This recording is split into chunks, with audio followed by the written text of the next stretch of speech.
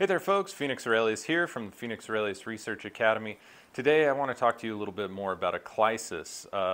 There are multiple different items of spagyric pharmacopoeia, spagyric tinctures, spagyric essences. There's multiple different grades of those essences. Spagyric stones, spagyric clyssi, etc. Clyssi is just a plural of clyssus.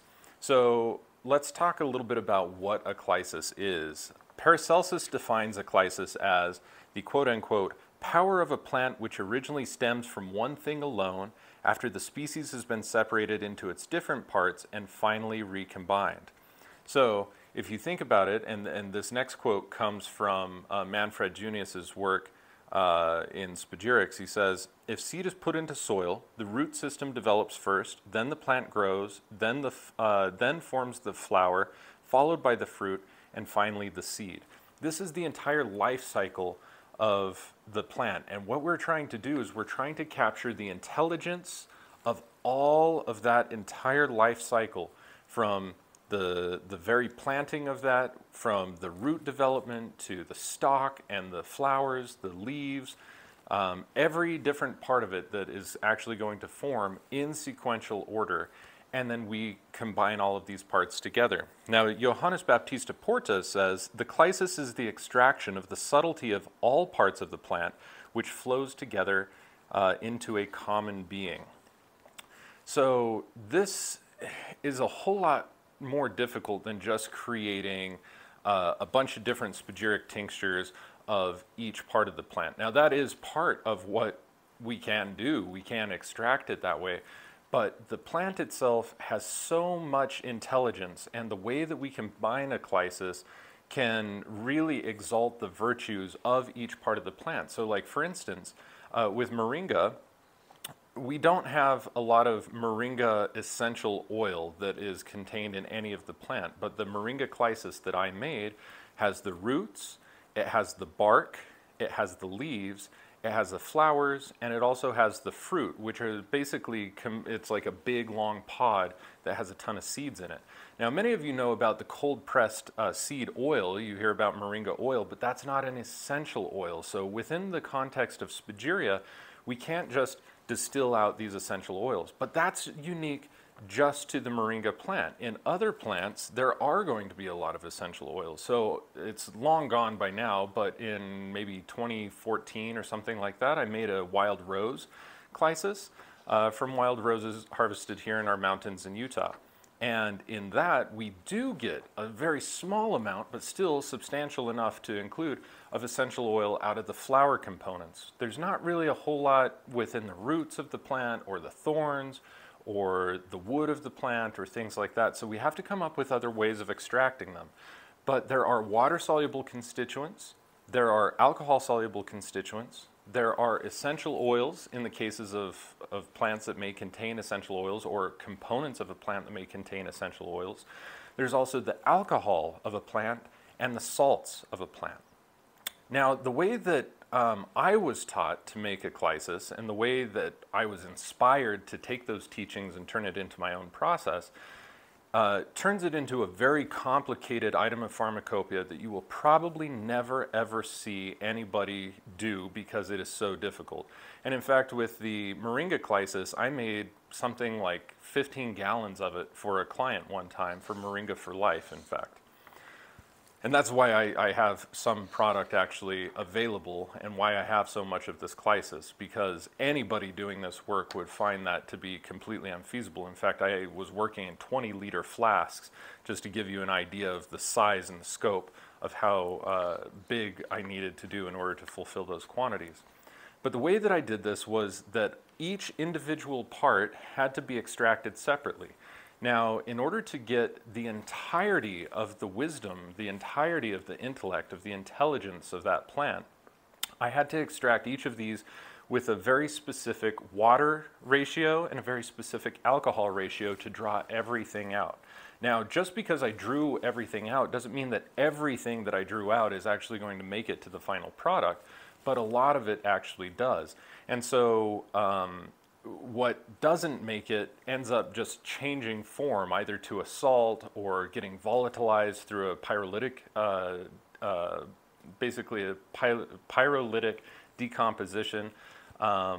There's lots of different ways of being able to include this. So with the Moringa Clyssus, for instance, and one of the things that makes this really amazing was that we had all of these different components that you typically don't see: the root, the bark, the leaves, the flower, and also the seed pods. Each of those were extracted on their own to be able to extract everything out. Then what we do is we distill each of those out as if it's an essence in order to isolate out that extract. Then we take some fresh material with all parts of the plant and we put that together during the time that we're doing all of these other distillations over here, and we ferment that plant.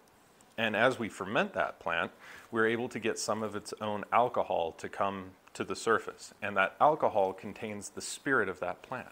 So after I first extracted all of these other plant components of the moringa, while the fermentation is going on, we're distilling out all of the alcohol and then sequentially all of the water that was used inside of that extraction and separating them out.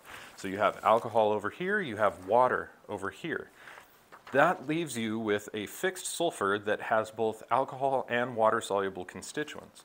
So in order to work with those properly, what I had to do is wait until the ferment is done, then distill out that ferment and be able to get a little bit of the alcohol of that plant. Now, in order to do 25 gallons, you would have to ferment so much if you wanted to use purely endogenous alcohol that it wouldn't be feasible. I added this small amount of alcohol that I got from the ferment in with other cane alcohol spirits in order to give it that actual spirit, endogenous spirit characteristic, but it's not the only alcohol that's used in there. We did use 95% cane as well.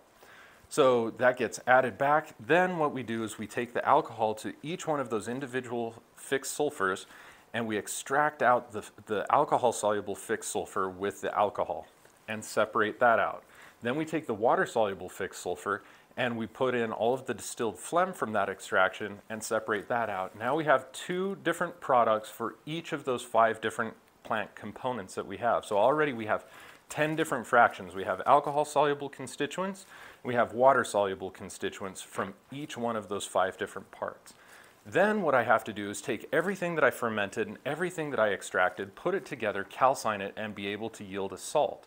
So that's what we do. We burn it, we yield a salt, we get an enormous amount of salts after burning and calcining, leaching, and repeating that. That's called solue et coagula. We do that multiple times in order to be able to get a total amount of really awesome salt. And in this case, it's all potassium carbonate. We didn't spend the extra time to do potassium acetate because we weren't looking to dissolve potassium acetate into the alcohol. We only want potassium carbonate to create the iatrochemical reaction here. So with that being said, once we have that, now we add that salt into each one of the tinctures and be able to make a spagyric tincture. Then again, what we do is we filter that out, distill out all of the alcohol, and that just leaves the salt and the fixed sulfur together. They react for a time and they become very well bonded. And then what we do is we add the alcohol back and redissolve it, filter it again, take anything that doesn't stay in suspension out, calcine that, turn it back into a salt. Now what we have is we have water-soluble materials. Now we have this refined alcohol tincture for each of our 5 materials, and we also have our salts. In order to do this properly, what we have to do is we have to have 3 separate flasks. One, we have to have our spirit in one flask. Then we have to have our sulfurs in another flask. Then we have to have all of our salts in another flask. And in order to do this, and what we're going to do is we're going to heat all of those simultaneously, which they need to be heated at different temperatures because they volatilize at different temperatures, and they all flow into the very same alembic head, and then the vapors condense together into a receiving flask. So it's an extraordinarily complicated process, but the way that we do this is once we have all of our alcohol-soluble stuff, in order to isolate the alcohol, again, we distill all of the alcohol out again. So at this point, everything has been distilled thrice, and we have that available inside of one flask, and that's the mercury of the plant. Then we have all of the sulfurs of the plant. Now, in order to get those sulfurs to come over, Most of them have to be pyrolytically discharged. Those are all of the water-soluble constituents that are going to have to come over that way. And what I did was I saved all of the alcohol-soluble fixed sulfurs to add back to the final product at the end. All of the water-soluble fixed sulfurs just got reduced down to a pitch, and the water distilled out, reduced down to a pitch, and then that gets put into one flask where we perform a pyrolysis of it. The other thing that happens is that we take that water that we distilled out of the water-soluble fixed sulfurs, and now we combine that with our salts. And then we take all of that salt material and we start to distill it over.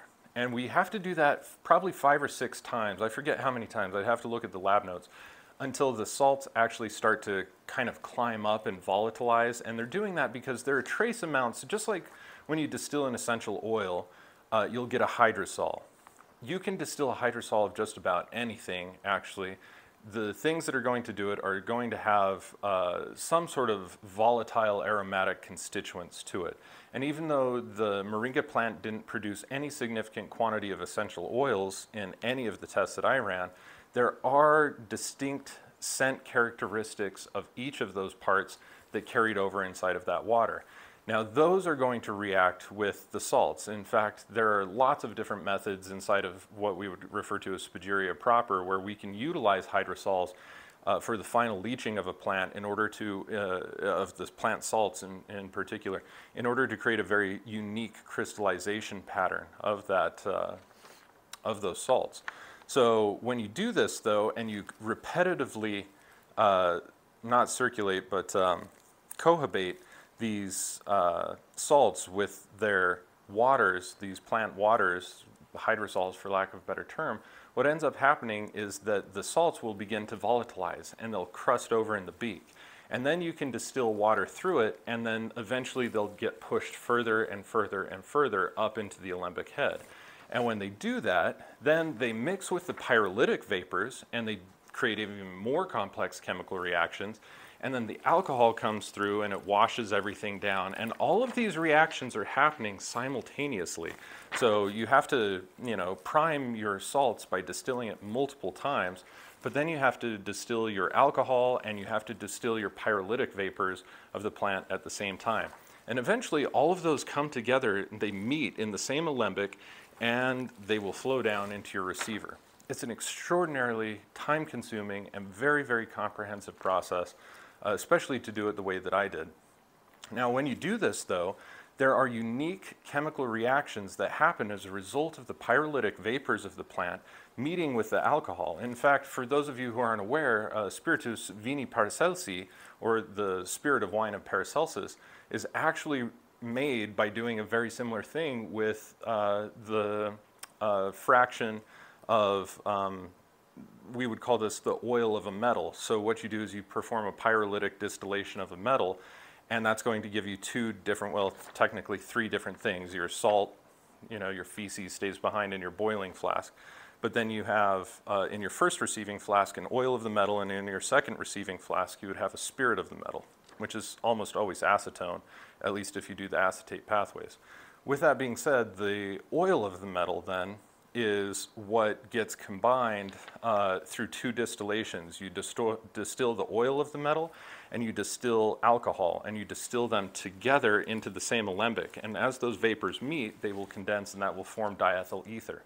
Now, we're not working with the soul of a metal, we're not working with the oil of a metal, we're working with the soul of the plant, and so it doesn't turn into diethyl ether, but the same type of principle applies, that volatilized alcohol vapors, volatilized pyrolytic vapors of the plants combine together and they create really weird and strange and unique chemical reactions that you're not going to see pretty much through any other process except for this process.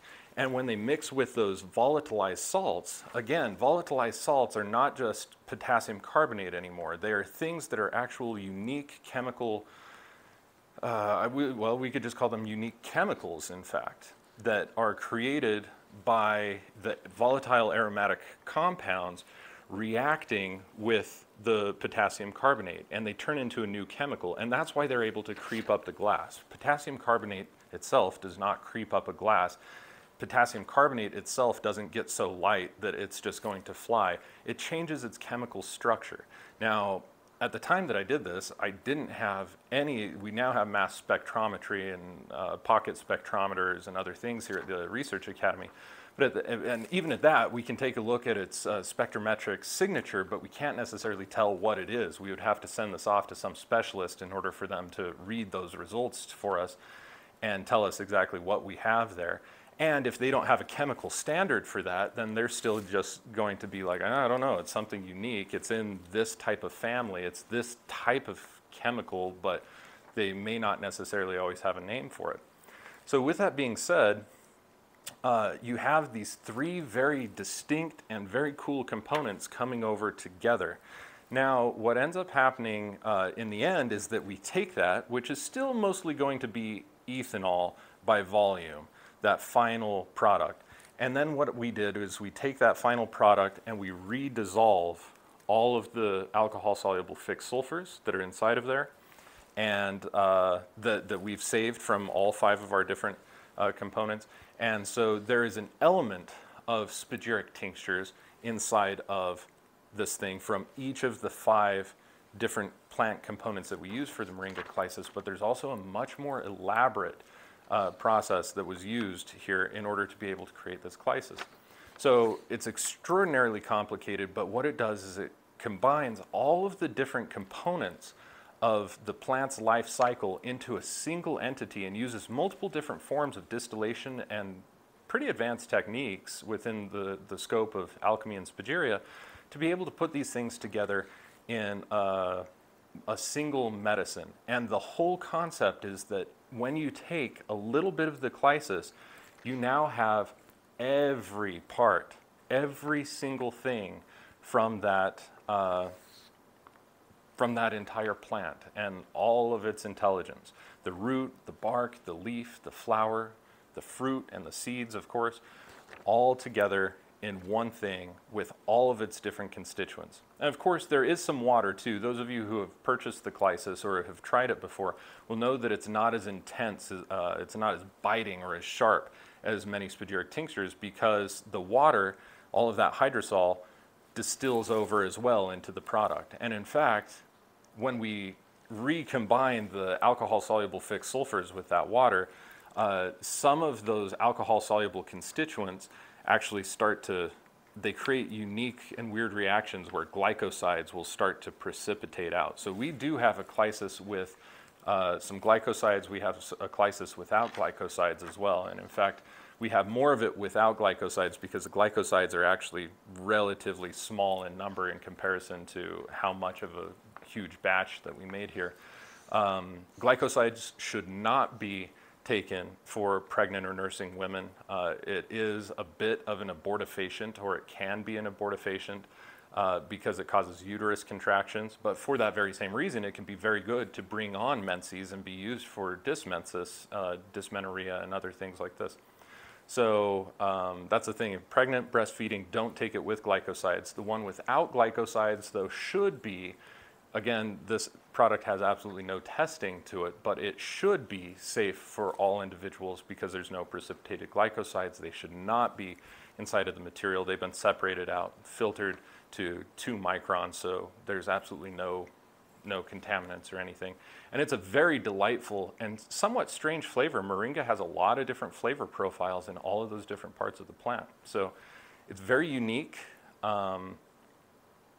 Yeah, it's probably one of the most unique plants that I've ever worked with. And because Moringa is such a powerhouse of nutrition, I look at it as a very quintessentially nutritive substance that I have enjoyed taking over the years.